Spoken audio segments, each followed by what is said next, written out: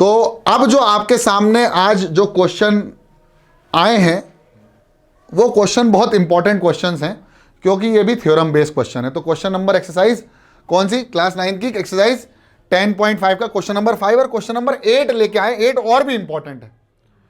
तो इस क्वेश्चन को किस तरह से करना वो देख लो। पहले सबसे पहले क्वेश्चन पढ़ना जरूरी है। तो आपको दिया हुआ है ABCD are the 4 points on the circle. कौन कौन से, ABCD, ये 4 पॉइंट हैं जो सर्कल पे बने हैं। अगर चारों पॉइंट को ज्वाइन कर देंगे तो क्या बनेगा, साइक्लिक क्वाड्रिलेटरल बन जाएगा। लेकिन ऐसा बनाया नहीं उन्होंने, फिगर दिया हुआ था। उन्होंने कुछ एंगल्स गिवन दिए, बोले BEC की वैल्यू 130 दे रखी है और ECD की वैल्यू दे रखी है 20 डिग्री, ये 20 डिग्री।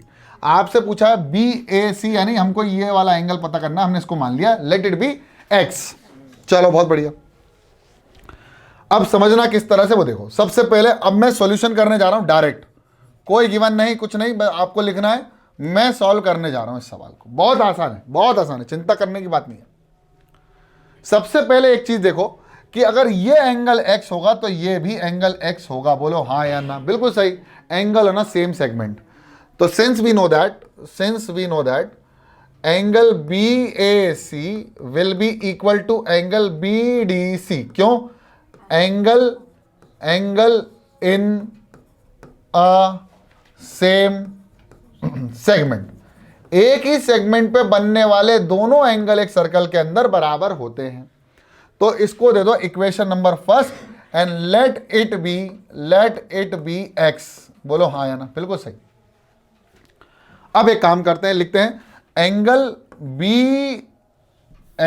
BEC, एंगल नाउ, यहां पर लिखेंगे now angle BEC plus angle CED, इन दोनों का सम कितना होगा बेटा, 180 डिग्री होगा। क्यों होगा, क्योंकि ये दोनों ही लीनियर पेयर हैं। क्यों हैं, दोनों ही लीनियर पेयर हैं, क्योंकि एक ही लाइन पे आ रहे हैं आजू बाजू एडजेसेंट। तो ये एंगल और ये एंगल का सम कितना हो जाएगा, 180 डिग्री। तो एंगल CED की वैल्यू कितनी हो जाएगी, 180 minus 130 which will be equal to 50 degree. That is angle CED is equal to 50 degree. Yes और नो, यस सर, बिल्कुल सही सर, है ना। इन दोनों का इसकी वैल्यू कितनी हो जाएगी, 50 डिग्री। अगर ये 50 डिग्री का आ गया तो आपको इन ट्राइंगल दिख रहा है DEC, है ना। तो कर देते हैं now in triangle DEC angle CED plus angle EDC plus angle DCE कितना हो जाएगा, 180 डिग्री। और उसको बोल दें angle sum property of triangle. तो एंगल सम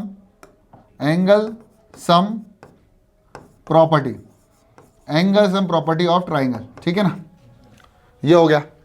अब CED कितना दिया हुआ है, CED दिया हुआ है 50, DEC कितना माना है x प्लस ये कितना दे रखा है 20 which is equal to 180 degree. Yes और नो, बिल्कुल सही सर। तो नेक्स्ट पेज पे लिख देता हूं मैं, तो हो जाएगा 50 प्लस एक्स, क्या बोलूंगा, 50 plus x plus 20 is equal to 180 degree.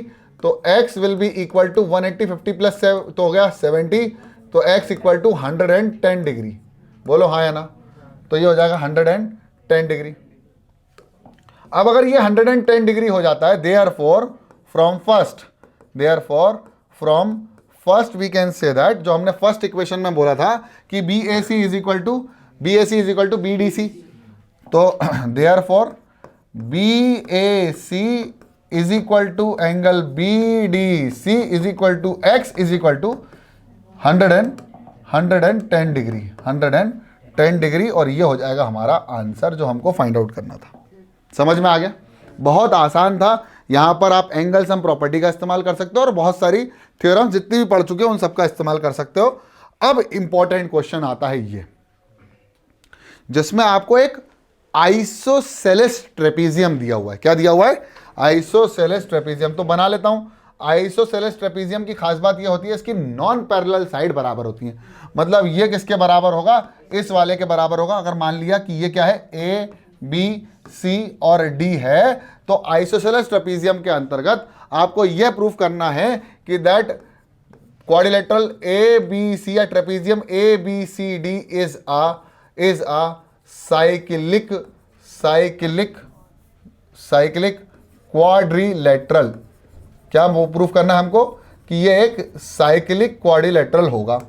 तो कैसे करने का है ये समझ लो। सबसे पहले कि अगर साइक्लिक क्वाड्रिलेटरल प्रूफ करना है, इसका मतलब angle A plus angle C का सम कितना होना चाहिए, 180 डिग्री होना चाहिए, या फिर angle B plus angle D का सम कितना होना चाहिए, 180 डिग्री होना चाहिए। तब जाके ये क्वाड्रिलेटरल क्या प्रूफ होगा, साइक्लिक। ठीक है ना, ये दोनों चीजें हो जाएं तो ये साइक्लिक हो जाएगा। ठीक है, तो गिवन विवन लिख लो बहुत अच्छे से, गिवन लिख लो। गिवन होगा, फिर होगा टू प्रूफ, तो ये टू प्रूफ में आ जाएगा। तो हम पहले एक काम करते हैं, गिवन लिख लेते हैं। तो गिवन हो जाएगा हमारे पास trapezium A B C D, and इसमें ए डी किसके बराबर है, बी सी के बराबर, साइक्लिक है ना। तो ए बी किसके बराबर है, बी सी के बराबर है ना, सॉरी ए डी, सॉरी अबे हाँ ना, माफी मांग ली ना। ए डी जो है वो बी सी के बराबर है, क्योंकि ये एक आइसोसेलेस ट्रेपीजियम है। क्या है, एक आइसोसेलेस ट्रेपीजियम। बहुत शानदार, ये हो गया टू प्रूफ। अब हम करने जा रहे हैं कंस्ट्रक्शन। ये क्वेश्चन एक्चुअली हम पहले भी कर चुके हैं किसी दूसरे चैप्टर के अंदर, लेकिन कोई बात नहीं, हम एक बार और करते हैं। अब यहां पर हम ये कंस्ट्रक्शन भी हम पहले कर चुके हैं। यहां से एक लाइन ड्रॉ करेंगे पैरेलल, किसके, एडी के। एडी पैरेलल करेंगे और बीसी को एक्सटेंड करेंगे, कहां, इंटरसेक्ट करने के लिए, ई पर एक्सटेंड करने के लिए। तो लिखो, लिखते हैं draw line parallel, draw a line parallel to AD and extend DC to intersect it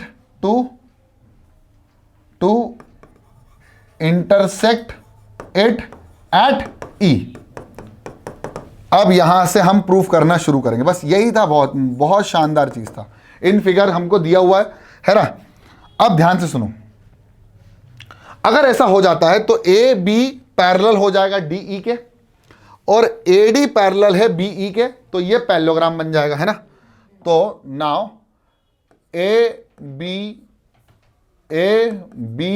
E D is a parallelogram. क्यों है ये पैरेललोग्राम, क्योंकि ए बी पैरेलल है डी ई के एंड AD पैरेलल है BE के, है ना। इसकी अपोजिट साइड पैरेलल है, तो ये पैरेललोग्राम बन गया। अगर पैरेललोग्राम हो गया तो हम ये बोल सकते हैं कि एंगल ये वाला 1 इस एंगल 2 के बराबर होगा, बोलो, है ना। और ये वाला एंगल ये वाला एंगल इसको हम बोल देंगे एंगल 3, और इसको हम बोल देंगे एंगल 4, इसको हम बोल देंगे एंगल 5, इसको हम बोल देंगे एंगल 6। ठीक है ना। अब हमको प्रूफ क्या करना है कि ए और सी का सम, यानी एंगल 1 और एंगल 5 का सम कितना होगा, 180 डिग्री होगा।